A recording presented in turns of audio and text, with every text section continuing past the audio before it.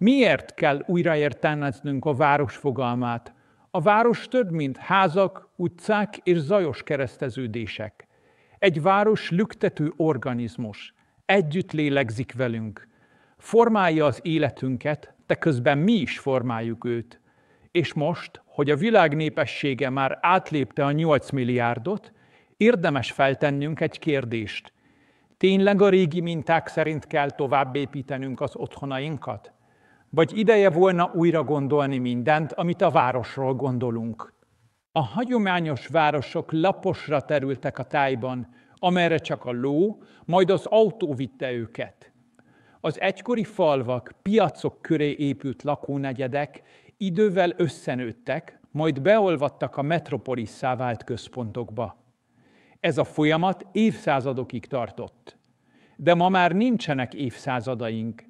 Egy-egy kínai város 20 év alatt nő akkorára, mint egy középkori birodalom fővárosa. Eközben a problémák is velünk nőttek. A közlekedés túlzsúfolt, a levegő szennyezett. Az emberek elidegenednek egymástól. Sok lakóteleten már azt se tudjuk, ki lakik a fal túloldalán. Ahelyett, hogy élhetőbbé tettük volna a városokat, sokszor csak többé tettük őket. Több zaj, több beton, több stressz. Ráadásul a jövő nem csak több embert jelent, hanem többféle életformát is. Vannak, akik digitális nomádok lettek, laptoppal a hátizsákban utazgatnak. Mások távmunkában dolgoznak vidékről. Sokan vágynak zöldre, nyugalomra, természetközelségre. De nem akarnak lemondani a városi szolgáltatásokról sem. És itt jön be a képbe a jövő városa.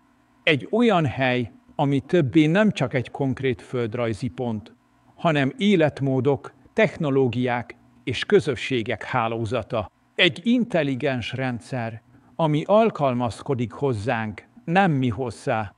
Elképzelhetünk városokat, amelyek lebegnek a felhők felett, vagy épp mélyen a föld alatt bújnak meg. Olyan lakóhelyeket, amik nem csak építészeti csodák, hanem önfenntartó ökoszisztémák is, ahol nem autók, hanem liftcsövek és lebegő sétányok kötik össze a közösségeket.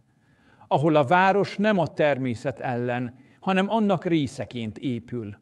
De mielőtt elmerülnénk ezekben a fantasztikus lehetőségekben, gondoljunk vissza, hogyan jutottunk idáig. Milyen igények, válságok és remények szülték ezeket a víziókat. A válasz egyszerű, mégis lenyűgöző. A jövő városai nem mások, mint a jelen válságaira adott álmokkal teli válaszaink. És mint minden álom, ezek is vagy valóra válnak, vagy rémálommá lesznek. Miért lehet a vertikális város a zsúfoltság ellenszere? Egyre többen vagyunk, és nem csak úgy általában, hanem konkrétan a városokban. A városiasodás már nem trend, hanem domináns életforma.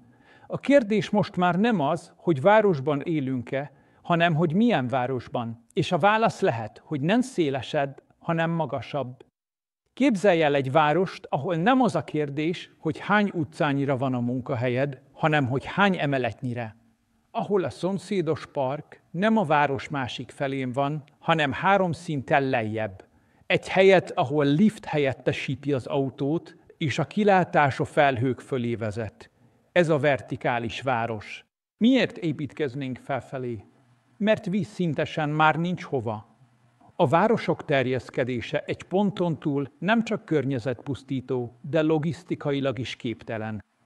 Minél nagyobb a terület, annál több út, vezeték, csatorna, tömegközlekedés kell. Mindez nem csak pénzbe kerül, hanem időbe is. Egy nagyvárosban 2 pont között közlekedni gyakran tovább tart, mint vidékről beérni a belvárosba. Na most képzeld el ugyanezt egy felfelé épülő rendszerben. A mindenből lenne több szint. Iskola, bolt, iroda, kávézó, játszótér, edzőterem, de mind egyetlen szuperstruktúrában. Egyetlen épület, ami valójában egy komplett város. Ez nem science fiction, ez az archeológia, az építészet és ökológia összeolvadása. De mielőtt elképzelnénk a jövő városait, mint óriási Jenga tornyokat, érdemes egy lépést hátrálni. Milyen nehézségekkel jár az, ha felfelé építkezünk? Először is a lift, vagyis a lift, mint városi közlekedés. Egy 20 emeletes házban már bosszantó, ha csúcsidőben 10 percet várunk az elindulásra. Most gondold el, hogy a lakásod a 150. emeleten van. Várakozás, dugó, terített kabinok, már nem csak az utcán, hanem a levegőben is. Ez az úgynevezett lift paradoxon.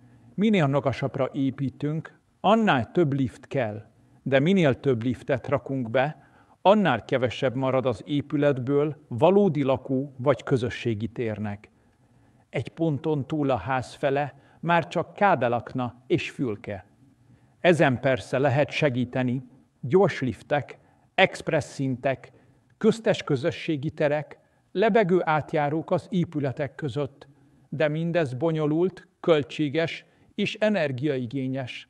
Másodszor az emberi tényező. Egy magas épület lehet lenyűgöző, de lehet ijesztő is. Főleg, ha elvész benne a lépték. Az az érzés, hogy te is része vagy valaminek, ami emberi méretű, átlátható, otthonos. Egy toronyvárosban könnyen válhatsz lakásszámmá, vagy egy adatponttá a rendszeren belül. És mégis a vertikális város